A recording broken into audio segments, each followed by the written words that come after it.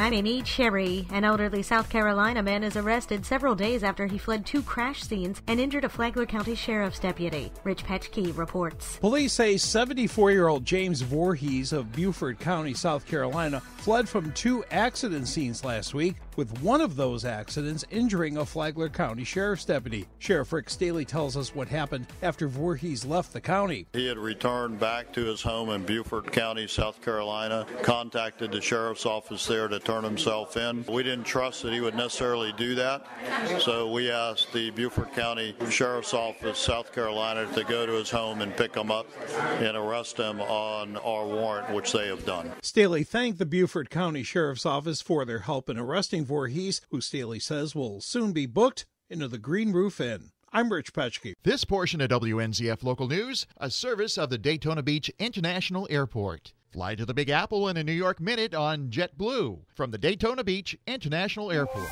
A suspected rapist wanted in 2 counties has been arrested. John Arking has more. A joint press conference was held Wednesday by authorities in both Flagler and Volusia counties concerning the arrest of a suspect wanted for kidnapping and sexual assault. Flagler County Sheriff Rick Staley says 34-year-old Travis Andre Watkins is charged in both counties with kidnapping and sexual battery, as well as second-degree murder in Flagler County. Kidnapped a lady from Daytona, sexually assaulted her in Volusia County and in Flagler County, and tried to strangle and kill her in Flagler County.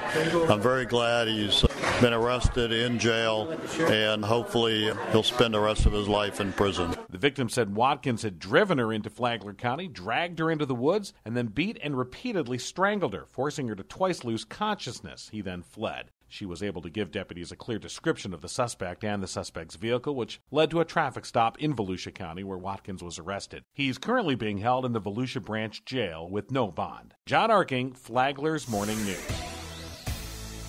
Flagler County is honored to be among 6 different communities in Florida and only 60 in the nation that are being showcased on an international level as a business, innovation, and entrepreneurship hub. Helga Van Eckert with the Flagler County Office of Economic Opportunity is proud they were selected among 300 communities vying for the chance. There will be over 50 dignitaries from all over the world coming through the America's Competitiveness Exchange Program. The reason for this event is to showcase the communities, share best economic development practices, and provide networking opportunities on an international basis with the state of Florida. Dignitaries from various countries like Germany, Ecuador, Argentina, Guatemala, and Israel will spend a morning in Flagler County sometime next week. And they'll get to see what Van Eckert says Flagler County does best. Showcasing our local businesses, as well as how we've managed to knock down the silos between the different economic development entities within our county and share the best practices that we've been able to put in place between economic development and our schools with the flagship programs that prepare our students to take on the jobs for tomorrow.